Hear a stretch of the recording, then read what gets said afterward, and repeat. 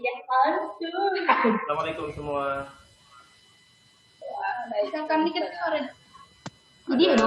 Ada suaranya nggak di sana? Ada Pak. Bagaimana kabarnya semua? Sehat? Baik Pak. Baik. Silakan disiapkan peralatannya dulu, pulpen, pensil, dan buku LKS kalau ada, kalau tidak ada apa-apa. Itu ada di halaman 6 dan 7. Sebelum kita mulai belajar, marilah kita berdoa sesuai dengan agama dan kepercayaan masing-masing. Bagi yang beragama Islam bisa diikuti. Wabillahi rabba wa bil islami dina wa bi muhammadin nabiyya wa rasulah rabbi zidni ilma wa zidni. Baik, hari ini adalah pertemuan pertama kita untuk belajar secara online. Jangan lihat ke layar, kelihatan perkembangbiakan tumbuhan, pertemuan 1 tentang membandingkan cara perkembangbiakan hewan dan tumbuhan. Kemudian KD 4.1 menyajikan karya tentang perkembangbiakan tumbuhan. Ini belum perlu ditulis. Tujuan pembelajaran yang pertama, siswa dapat menjelaskan perbedaan perkembangbiakan secara generatif dan vegetatif.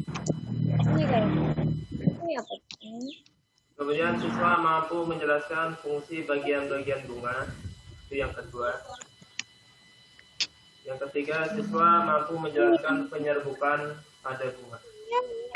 Jadi ada 3 tujuan. Pengertian perkembangbiakan. Siapa yang tahu perkembangbiakan? Ayo, apa artinya perkembangbiakan? Nah itu tidurnya. Bingung. Kita lihat. Ada gambar apa di depan? Di sini ada ayah, ada ibu, ini ada dua orang anak. Asalnya ada ayah dan ibu aja berdua, kemudian ada anak-anak. Kalau ini gambar apa? Gambar itik atau bebek. Ada induknya, kemudian ada anak-anaknya. Ini juga contoh berkembang biak.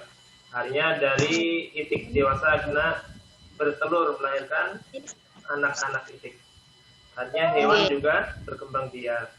Jadi manusia, hewan. Yang terakhir adalah ya, pisang yang di bawahnya gambar mangga. Pisang dan mangga termasuk tumbuh-tumbuhan. Jadi manusia, hewan dan tumbuh-tumbuhan berkembang biak, bertambah banyak, ya loh. Jadi apa pengertian perkembangbiakan? Berkembang biak artinya bisa semakin banyak atau memperbanyak keturunan. Jadi asalnya cuma ada ayah dan ibu atau yang jantan dan betina, nanti bisa ada anak. Perkembangbiakan adalah usaha makhluk hidup untuk melestarikan keturunannya. Tadi Bapak bilang ini nggak bisa diulang loh, makanya Kalau dari judulnya itu ada perkembangbiakan secara generatif dan perkembangbiakan secara yang kedua vegetatif. Ini bisa ditulis dulu, silakan ditulis.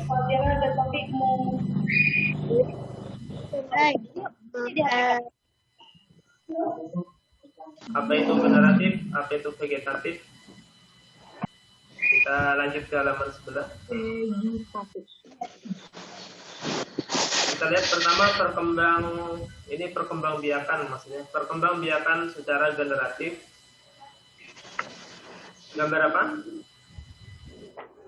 nggak nampak apa itu? Oh, Gambar mangga yang ditanam apanya? Biji. Ya, bisa bijinya. Ini gambar Kelapa. Kelapa. Yang ditanam apanya?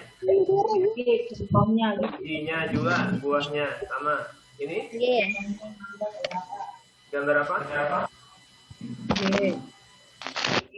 Panjang-panjang.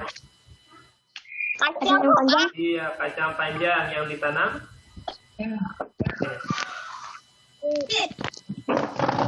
Iya, sama bijinya juga.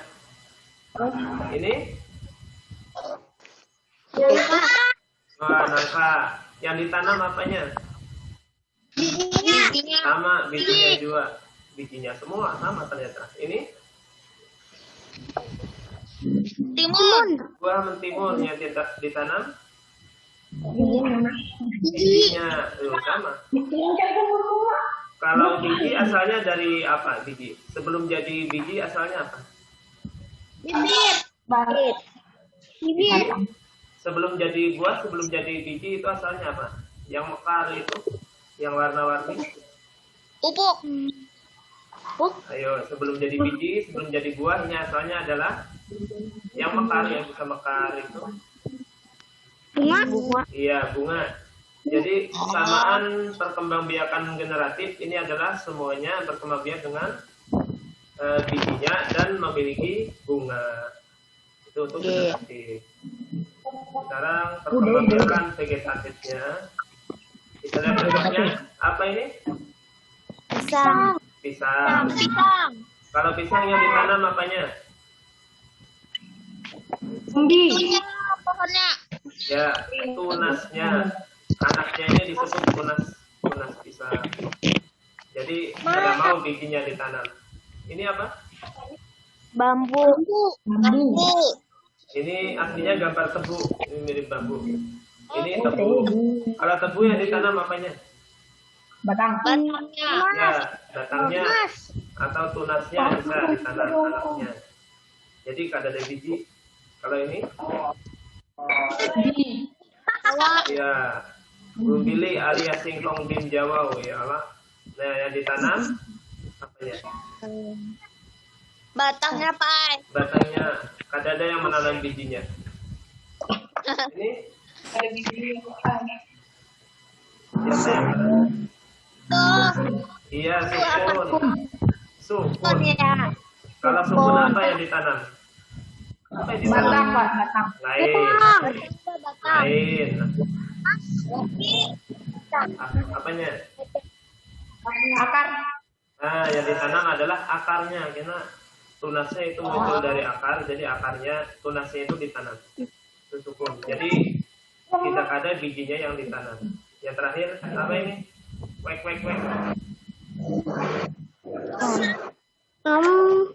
Cucur bebek. Nah, ayo tahu. Cocor bebek. Cocor bebek.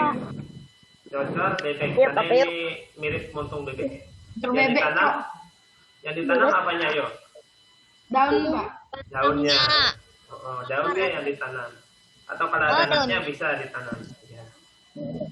Dan kalau generatif tadi semuanya berbunga, berbiji, sedangkan kalau vegetatif itu tidak ada biji yang ditanam.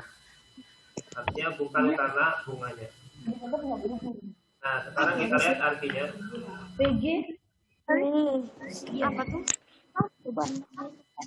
Perkembangbiakan generatif pada tumbuhan adalah perkembangbiakan secara kawin.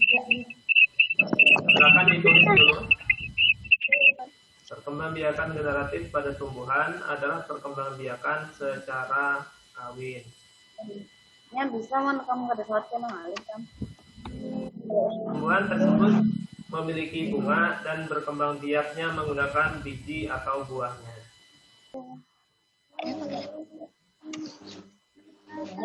Memiliki bunga dan berkembang biakan Perkembangbiakan vegetatif pada tumbuhan adalah perkembangbiakan tanpa kawin. Sebenarnya pada hewan sama aja, vegetatif itu tanpa kawin. Tumbuhan yang berkembang biak secara vegetatif itu tidak menggunakan bijinya, melainkan menggunakan misalnya dengan batang, tunasnya, akarnya, daun, dan sebagainya. Karena masih ada cara perkembangbiakan vegetatif yang lain. Iya. Misalkan ada yang dicangkok, itu mungkin Ayub suka mencangkok tanaman, itu termasuk perkembangbiakan secara vegetatif. Artinya tidak dikawinkan. Kalau generatif, kawin minyak kembangnya ada lakian, ada binian. Iya. A few moments later. Belum, Pak. Halo. 2,000 years later. Kita lihat untuk yang perkembangbiakan generatif, itu tadi kan pakai biji atau buah. Sedangkan biji atau buah itu asal-usulnya adalah dari bunga. Jadi kita pelajari dulu bagian-bagian bunga lengkap. Artinya bunga lengkap itu adalah bunga yang punya dua alat kelamin atau dua alat perkembangbiakan. Ada gambar bunga, ada nomor 1, 2, 3, 4, dan 5. Kita lihat yang nomor 1 ini apa yang di bawah. Ini disebut sebagai dasar bunga. Kalau ada buku LKS bisa dilihat di halaman 8. Kalau tidak ada, perhatikan ke muka sama aja. Dasar bunga ada di bawah. Sebenarnya di bawahnya ini ada lagi. Yang di bawah dasar bunga itu adalah tangkai bunganya. Ini terpotong dan ya yang itu. Ya halaman, benar tuh halaman 8. Yang kedua ini disebut kelopak. Iya, kelopak itu adalah daun kecil. Daun kecil ini yang biasanya membungkus bunga ketika masih kuncup, ya kan? Ketika masih kuncup ditutup oleh kelopak ini. Yang ketiga, bagian paling indah dari sebuah bunga itu biasanya adalah mahkota bunganya. Ya, macam-macam warna, yang bisa ada pink, ada merah, putih, kuning ada. Yang nomor 4 yang panjang, kemudian ada bulatan di atasnya, itu disebut sebagai benang sari. Ya, benang sari disebut benang karena panjang seperti benang. Ada sari-sarinya karena di permukaan sini ada serbuk sarinya. Yang nggak sarinya kawin ini karena serbuk sari di kepalanya sini jatuh ke yang nomor 5. Terus nomor 5 ini apa? Nah, nomor 5 disebut sebagai putih.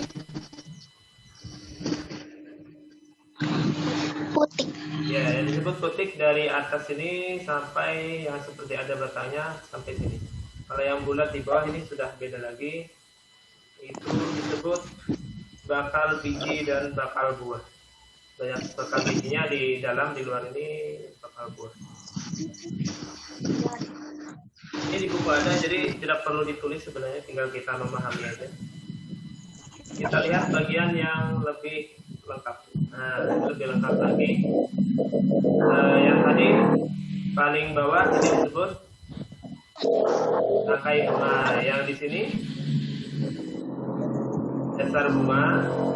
Kemudian seperti daun kecil ini disebut kelopak. Oke, ya. Yang bagian berwarna kuning adalah mahkotanya. Kemudian ini adalah putiknya, terdiri dari yang di atas kepalanya disebut kepala putik. Kemudian tangkainya disebut tangkai putik. Sedangkan ini benang sari, kepalanya disebut kepala benang sari. Ini bakal buah dan bakal biji ada di sini. Baik, bisa dipahami? Bisa. Ya, ada yang ditanyakan dulu sampai sini? Enggak ada. Tidak ada. Kalau gitu kita lanjut ke slide berikutnya. Sekarang fungsi bagian-bagian bunga. Yang pertama mahkota bunga. Di buku apakah ada?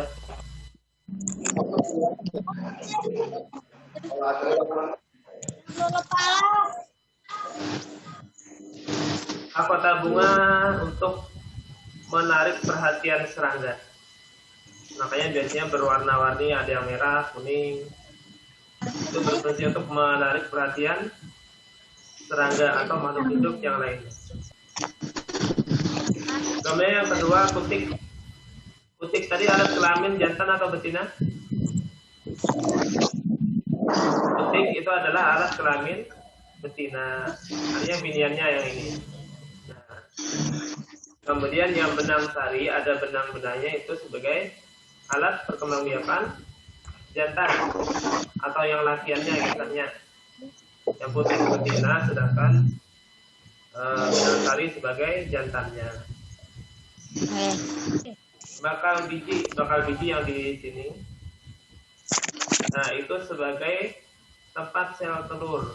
Sel telur adalah kalau sudah ketemu sama serbuk sari dari benang sari, bisa menjadi biji yang baru, bisa menjadi ganal, menjadi buah, akhirnya bisa ditanam. Itu tempatnya di dalam sini, bakal biji. Selanjutnya dasar bunga. Dasar bunga yang di bawah sini, ini tempat melekatnya mahkota bunga. Ini mahkota yang ini nempel di dasar bunga. Mahkota nempel di dasar bunga. Yang paling bawah adalah tangkai bunga yang panjang, gunanya untuk menempelkan bunga ke ranting atau dahan. Bagi yang mau screenshot, silakan di screenshot dulu ini sebelum Bapak lanjut ke slide berikutnya. Halo Pak, belum. Ya, silakan di screenshot atau di foto. Belum. Ini ada ikan. Kalau tadi bunga lengkap itu punya putik dan benang sari, itu bunga lengkap. Ada alat kelamin jantan dan maksudnya alat kelamin jantan dan betina, itu bunga lengkap. Benang sari ada, putik ada. Sedangkan ada bunga yang tidak lengkap atau bunga tidak sempurna. Nah, itu cuma punya salah satu, umpamanya punya putik tapi tidak punya benang sari, atau punya benang sari tapi tidak punya putik. Contohnya adalah bunga Kamboja dan bunga kelapa. Contoh bunga yang tidak lengkap. Di buku juga ada. Perkembangbiakannya ini kita lihat. Ini kalau kita kuyak bagian luarnya, kita buang mahkota bunganya, kalau kapnya dilepas akan kelihatan seperti ini. Yang di tengah ada bakal buah, kemudian ini tangkai putik dan kepala putik, ada tangkai sari dan kepala sari atau kepala benang sari. Apa caranya melakukan penyerbukan? Penyerbukan itu adalah ketika serbuk dari kepala sari ini nempel ke kepala putik. Bisa dipahami? Serbuk dari kepala sari nempel ke kepala putik. Nah, itu nanti akan ada yang di bawahnya masuk ke dalam sini, terus sampai ke bawah ketemu sama sel telur di dalam bakal buah ini, sehingga akan menjadi biji, dan lagi jadi buah, akhirnya bisa kita tanam. Itu adalah alat perkembangbiakan pada bunga lengkap. Kalau tidak lengkap bisa benang sari atau putiknya tidak ada. Penyerbukan berdasarkan asal benang sari, ada penyerbukan sendiri. Penyerbukan sendiri itu adalah benang sarinya di bunga itu juga. Untuk penyerbukan sendiri, serbuk sarinya dan putiknya itu di tanaman atau di bunga yang itu juga. Jadi tidak ada perbedaan bunga. Itu penyerbukan sendiri. Kalau penyerbukan tetangga itu di satu tanaman. Tanamannya itu satu pohon, cuma beda bunga. Yang satu bunganya sebelah kiri, yang satu sebelah kanan. Jadi serbuk sari yang di kiri umpamanya terbang ke putik yang di sebelah kanan. Akhirnya terjadilah penyerbukan. Beda lagi dengan penyerbukan silang dulu, penyerbukan silang. Ini umpamanya ada, anggap ini tanaman mangga aja deh. Ada 2 mangga apa ya yang manis? Mengadu. Iya, mangga madu deh. Umpamanya ada mangga madu, tanaman A dan tanaman B, sama-sama mangga madu. Kemudian terjadi penyerbukan, lompat ke sebelah, itu disebut penyerbukan silang. Sedangkan kalau di sebelahnya sini umpamanya satu mangga madu, satunya mangga golek umpamanya, terjadi penyerbukan ke sebelah, itu disebut penyerbukan dasar karena beda mangganya. Paham? Jadi kalau silang tadi jenis mangganya sama, kalau dasar itu berbeda jenis mangganya. Cuma sama-sama mangga. Kadang mau mangga dengan semangka umpamanya. Ada jodoh. Kita lanjut. Lingkungan itu juga bisa membantu penyerbukan. Yang pertama angin. Ya, nomor 1 angin. Untuk prosesnya tersendiri gimana? Untuk prosesnya angin akan membawa terbang serbuk sari, menyampaikan kepada putik tanaman di sebelahnya. Kemudian selain angin ada juga dengan bantuan serangga. Jadi serangga membantu penyerbukan, bisa serbuk sarinya nempel di kaki-kaki serangga. Nah, karena serangganya hinggap ke bunga yang lain. Hinggap di bunga yang lain, nempel di kepala putik, akhirnya terjadilah pembuahan. Begitu seterusnya, itu dengan serangga, misalnya tawon, kupu-kupu, semut, lalat bisa juga. Kemudian burung juga bisa untuk burung, kemudian kelelawar juga bisa. Kelelawar melakukan pada ya. Yang bisa diserbukan oleh kelelawar berarti ya cuma tumbuhan yang menjadi makanan inya gitu. Air juga bisa membantu penyerbukan. Tapi perlu aku jumpa sekali nari ya, ini mungkin. Untuk tumbuhan yang hidup di air, misalnya ganggang, kemudian hydrilla, ya, perkembangbiakan ganggang itu dibantu oleh air. Yang terakhir oleh manusia. Ada yang tahu? Manusia membantu penyerbukan apa? Itu misalnya salak dan vanili. Jadi serbuk sarinya dipindahkan dari bunga yang satu ke bunga yang lain. Dari bunga jantan dipindah ke bunga betina.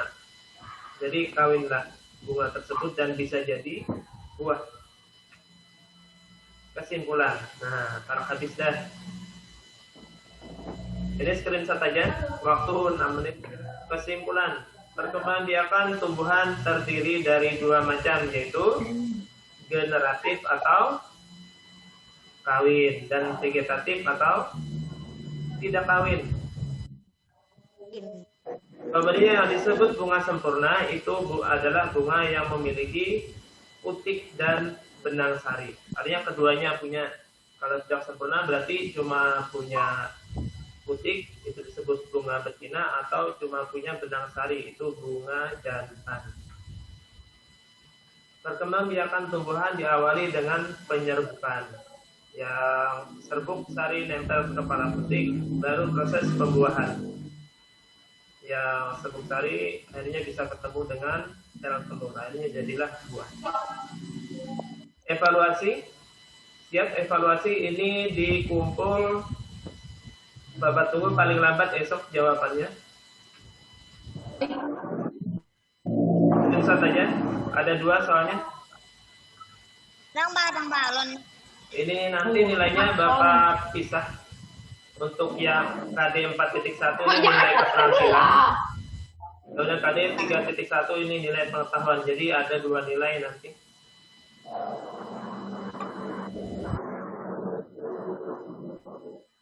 Yang mau bertanya silakan, kalau ada pertanyaan dulu, masih ada waktu. Kak, satu Kak. Apa? Tema 1 Kak. Ya, tema 1. Ini tinggal dilihat videonya lagi karena Bapak bagikan video di YouTube-nya. Sudah diunduh.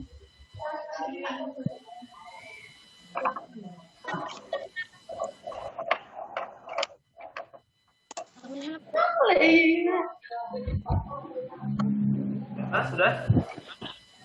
Halaman berapa, Pak? Kalau di buku itu halaman 7 sampai halaman 9 lah. Pak. Ya. Kemudian sebelum kita tutup Bapak absen dulu. Tetap semangat.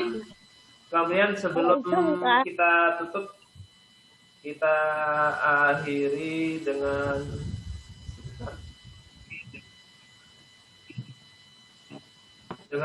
foto bersama. Silakan diaktifkan kameranya. Kalau kadang aktifkan ya kada Bapak juga, cuma kada terbuat fotonya. Ya, akan Bapak screenshot dalam hitungan 5, 4, 3, 2. Oke, selamat belajar, tetap jaga kesehatan di rumah. Sampai jumpa lagi. Mudah-mudahan minggu depan kita bisa ketemu lagi. Bapak akhiri, assalamualaikum warahmatullahi wabarakatuh.